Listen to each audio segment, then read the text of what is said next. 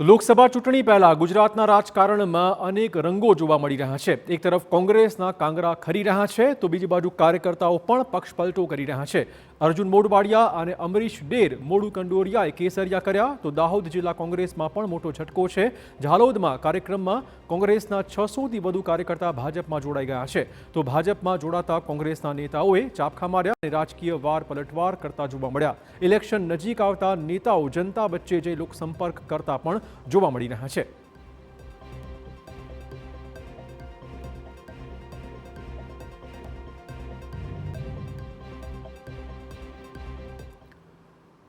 તો રાહુલ ગાંધીની ગુજરાતમાં ન્યાય યાત્રા પ્રવેશ કરે તે પહેલા કોંગ્રેસને એક નહીં બે મોટા ઝટકા લાગ્યા છે. સિનિયર આગેવાન અર્જુન મોઢવાડિયા અને પૂર્વ ધારાસભ્ય અમરીશ ડેરે આજે કેસરિયા કર્યા હતા.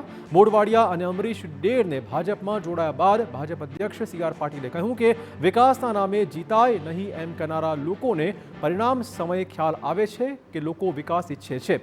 મોદીએ 4 સેક્ટર પસંદ કર્યા. મહિલાઓ આજે મોદી પર વિશ્વાસ કરે છે કેમ કે તેમને હક અપાવ્યા છે. આખા વિશ્વમાં જો યુવાનોની જવાબદારી લીધી હોય તો તે મોદીએ લીધી છે.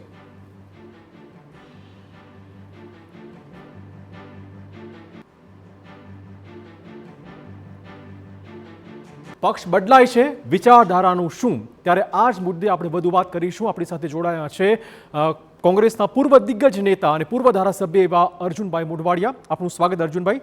સૌથી પહેલા સવાલ મારો એ વાતનો છે કે એક તમે માર્મિક સૂચન કર્યું હતું કે કોંગ્રેસમાંથી ભાજપમાં ભળ્યા પછી માહોલ એ પ્રકારનો છે કે એક રિલેક્સ ફીલ થઈ રહ્યા છો, મુક્તિનો આનંદ તમને આવી રહ્યો છે. આ કયા પ્રકારનો માહોલ છે તમારા મનમાં અત્યારે?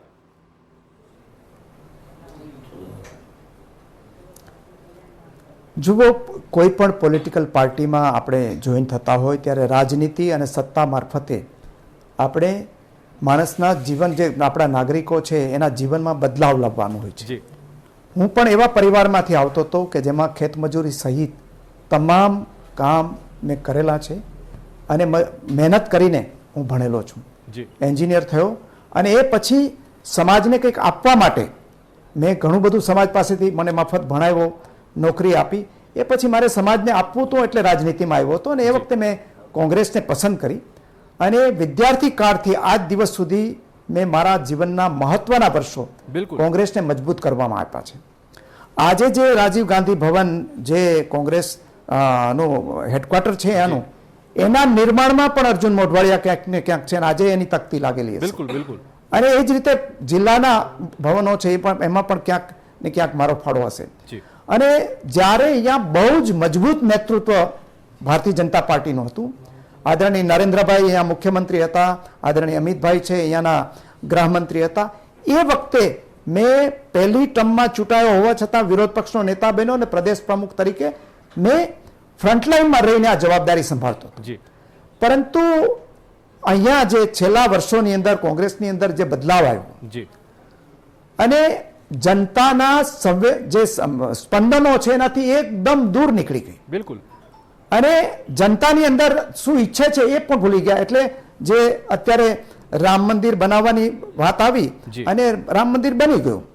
કોંગ્રેસ પક્ષ પહેલેથી કહેતા હતા કે ભાઈ સુપ્રીમ કોર્ટનો જે ચુકાદો આવશે એ અમે માન્ય રાખવાના છીએ. અને એ તો માન્ય રાખવાનો જોઈએ, કારણ કે જે લોકો ન બને એવું ઈચ્છતા હતા એ લોકોને પણ માન્ય રાખ્યો. તો કોંગ્રેસે તો કીધું હતું કે અમે જે આવશે એ પ્રમાણે કરીશું. તો મંદિર બન્યું પ્રજાના પૈસાથી, પ્રજાએ દાન આપ્યું કરોડો રૂપિયાનું. એની સાથે ભાવનાઓ જોડાયેલી હતી, પૈસા જોડાયેલા હતા એટલું નહીં. અને મંદિર બન્યા પછી પ્રાણ પ્રતિષ્ઠા જ્યારે એનો મહોત્સવ રાખવાનો હતો ત્યારે જેમનું સ્વપ્ન હતું આ રામ મંદિર બનાવવાનું, એવા આદરણીય વડાપ્રધાન નરેન્દ્રભાઈના હાથે રાખવાનું એક જે ટ્રસ્ટ હતું એ ટ્રસ્ટીઓએ બધાએ નક્કી કર્યું. બિલકુલ. જે રીતે સોમનાથ ટ્રસ્ટ હતું, આપણું સોમનાથ મંદિરનું નિર્માણ થયું, તો એમનું પ્રાણ પ્રતિષ્ઠા મહોત્સવ આદરણીય આપણા રાષ્ટ્રપતિ રાજેન્દ્ર બાબુએ કર્યું હતું, તો અહીંયા નરેન્દ્રભાઈએ કર્યું. હવે એમાં નરેન્દ્રભાઈ આવે છે એટલા માટે અમે આ આમંત્રણનો અસ્વીકાર કરીએ છીએ, ઠુકરાવીએ છીએ. We are declining the invitation. આ શબ્દ તમે આપણે જેને વાયપરા જે નેતૃત્વએ, એનો મતલબ એવો થયો કે આપણે જનભાવનાઓથી જોજનો દૂર છે. બિલકુલ. એટલે આ તો એક દાખલો થયો કે જનભાવનાથી કોંગ્રેસ પક્ષ કેટલી દૂર જઈ રહી છે. જી અને એ પહેલા પણ એવા અનેક બનાવો બન્યા હતા કે જનભાવનાઓથી દૂર જતા જાય છે. જી અને અહીંયા જે માણસને કે આગેવાનોને ઓળખવામાં ક્યાંક ને ક્યાંક મોટી ક્ષતિ રહી જાય છે. ઓકે. પંજાબ એનો સૌથી મોટામાં મોટો દાખલો છે. અર્જુનભાઈ, આસામ રામ સૌથી મંદિરનો મોટો મુદ્દો દાખલો છે. ચોક્કસ હોઈ શકે છે. કે આસામની બીજો અંદરથી સવાલ, જેને તમે મુલાકાત નહોતા આપતા. બીજો સવાલ એવા- મારો- સમજી ગયો. હવે મારો સવાલ, બીજો સવાલ મારો એ વાતનો હતો કે એકદમ હંમેશા clear આવે છે. રાજનીતિમાં પક્ષો વચ્ચે વિચારધારાની લડાઈ હોય છે. કોંગ્રેસમાં રહેતા તમે જે વ્યક્તિઓને રંગા બિલ્લા ગણાવ્યા હતા એ વ્યક્તિઓ તમારા માટે આજે ગાંધીને સરદાર બની ગયા છે. આ વિચારધારાનું શું?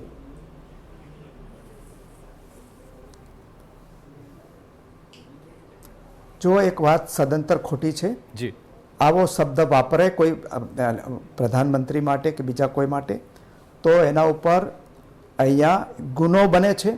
જી. અને આ શબ્દો કોઈ દિવસ મેં એમના માટે વાપરા ન જ હોય, કોઈ સવાલ જ નથી. એટલે એ વાત અસ્થાને છે.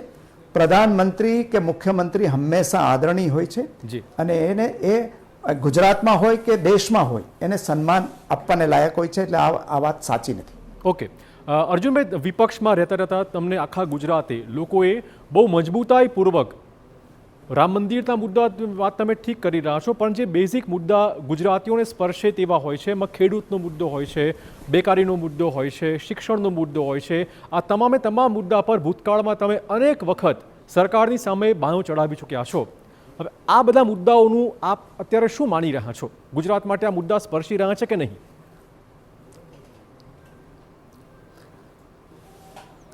જુઓ, જે ભૂમિકામાં આપણે આપ્યા હોય જી. એ ભૂમિકાને ન્યાય આપવા માટે તમારે કોઈ જે વાત કરવી પડે એ કરતા જ હોઈએ છીએ. જી પરંતુ આજે તો હું ભારતીય જનતા પાર્ટીનો કાર્યકર બન્યો છું, પણ તેલંગાણાના મુખ્યમંત્રી રેવંતા રેડ્ડી તો હમણાં જ ત્યાંના કોંગ્રેસના મુખ્યમંત્રી બન્યા છે ત્યાં.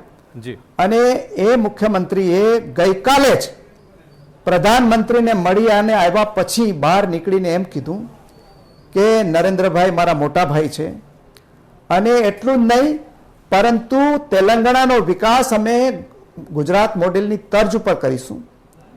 તો એ વાત એમની આપ સ્વીકારી છે. અને હું માની લો કે અર્જુનભાઈ હું તો જે બધાથી ભૂમિકામાં હતો different ત્યારે મેં છે. કીધું અર્જુનભાઈ હશે. બધાથી પણ different છે. આજે અર્જુનભાઈ આખું સાચાને વિશ્વ સાચું સ્વીકારે કહેનાર છે. વ્યક્તિ છે.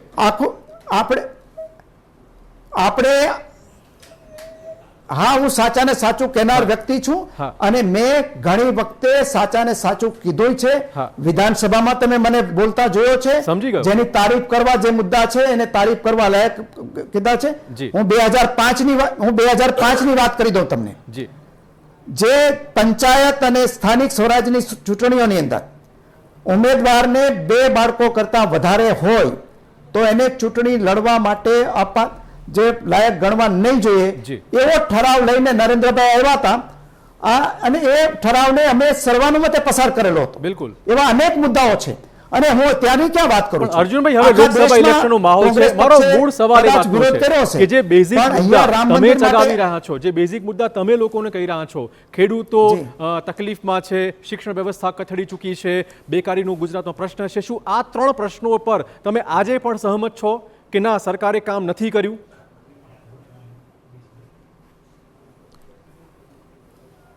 જુઓ, એક મેં વાત કરી હતી એનો સરકારે જવાબ આપેલો હતો. જી અને મેં આ બેઝિક મુદ્દાની અંદર વાત કરું છું. બેઝિક મુદ્દો રામ મંદિરનો હતો. અહીંયા ભારતીય જનતા પાર્ટી તરફથી વડાપ્રધાનને અભિનંદન આપતો ઠરાવ ત્યાં લઈને આવ્યા હતા વિધાનસભાની અંદર. અને એ ઠરાવનું મેં તરફેણ કરાવી હતી. જી બીજી જગ્યાએ જે સ્થિતિ હોય તે મેં કીધું કે હું આ ઠરાવની તરફેણમાં બોલવાનો છું. તરફેણમાં બોલ્યો તો અહીંયા ઓકે. વિધાનસભાના રેકોર્ડ ઉપર છે. જે સત્ય હશે તે કીધું હશે. અને બાકી તો મારી જવાબદારી કઈ સરકારની તારીફ કરવાની નહોતી. મારી જવાબદારી હતી એ વિરોધ પક્ષના આગેવાન તરીકે હતી. મારું કમિટમેન્ટ હતું.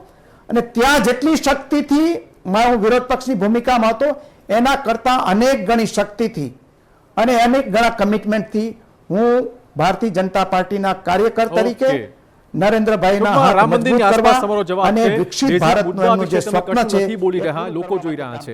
ખાસ હવે એ મુદ્દો બહુ મજબૂત સ્ટેન્ડ તમે લીધું હતું કે ભાજપની સરકાર અથવા તો ભાજપનો પક્ષ જે છે એ કાળા ધનનો ઉપયોગ કરે છે સરકારોને પાડી દેવા માટે, ધારાસભ્યોની ખરીદી માટે. તમે પોતે ધારાસભ્ય રહી ચૂક્યા છો, રિઝાઇન ગઈકાલે જ કર્યું છે. હવે આ મુદ્દે તમારું શું સ્ટેન્ડ છે? જુઓ, આ આખા દેશમાં એમ કહેવાય છે, બધા જ જે વિપક્ષમાં છે એમ કહે છે કે સરકારી એજન્સીઓનો ભારતીય જનતા પાર્ટી આવી બાબતોમાં દુરુપયોગ કરે છે. ભાઈ, અમે તો આટલા બધા લીડર છે ગુજરાતની અંદર, ઓછામાં ઓછા 7 થી 8 લીડર છે. એ 7 થી, મારી તો વાત જવા દો, હું તો સૌથી આપ કહો છો એ પ્રમાણે હું સૌથી આક્રમક હતો. માને આજ દિવસ સુધી કોઈ ડરાવવાનો પ્રયાસ થયો નથી, હું કોઈથી ડર્યો પણ નથી. પણ તો હવે મારે ત્યાં કોઈ એજન્સી આવી નથી, મારા ઉપર 151 નો ગુનો કોઈ જગ્યાએ લખ્યો કે નથી. ખરેખર શું ભાજપ કાળા ધનનો નહીં, ઉપયોગ મારા સ્ટેન્ડ ઉપર હું ક્લિયર કરું છું ખરીદી માટે કે કરે આ છે? હું કહું છું કે ખરીદી આજે દાખલા તરીકે છે, મને ખરીદવો હોત તો હું પહેલા ખરીદાઈ ગયો હોત. અને ગુજરાતમાં માને એમ છે કે અર્જુન મોઢવાડિયા કોઈથી ખરીદાય? મેં રાજીનામું આપ્યું છે. અને આજે ભાજપને મારી જરૂર પણ કઈ જગ્યાએ છે? એની પાસે તો 156 સીટ છે અને 26 લોકસભાના સભ્યો છે. સમજી ગયો. અમારો રાજ્યસભાની અંદર એક સભ્ય અર્જુનભાઈ, ચૂંટાયા તમે નથી. સ્પષ્ટ કીધું એ કે વખતે મને ભાજપને લઈ જઈને તમારી શું કરે? કોઈ જરૂરિયાત નથી, તો જરૂરિયાત તમને છે, તમારી હા, બહુ મહત્વ સાચી વાત છે. મારે ઇલેક્ટોરલી મારી કોઈ જરૂર નથી. મારી ઇલેક્ટોરલી કોઈ જરૂર નથી, પણ મારી જે શક્તિ હશે, જે કોંગ્રેસમાં ખામી એ છે કે શક્તિનો ઉપયોગ કરતા આવડતું નથી. મારી કોઈ શક્તિ હશે એટલે ઉદાર મને આદરણીય નરેન્દ્રભાઈ અને આદરણીય અમિતભાઈએ મને સહર્ષ મને જોડાવાની મંજૂરી આપી છે. આદરણીય નડ્ડાજી, આદરણીય સી.આર. પાટીલ સાહેબ, આદરણીય ભૂપેન્દ્રભાઈ પટેલ સાહેબ, આ બધાએ મને આજે પ્રવેશ પણ આપ્યો છે. એટલે આ છે એ દૂરંદેશી છે અને શક્તિઓને પારખવાની એમાં કુશળતા છે, એની એવી દ્રષ્ટિ પણ એમની છે. વાહ, તમારા મોઢે એમની ભાજપના પાસે વખાણ શક્તિ જેની પાસે પડેલી ખૂબ હોય સરસ લાગી એ રહ્યા શક્તિ છે.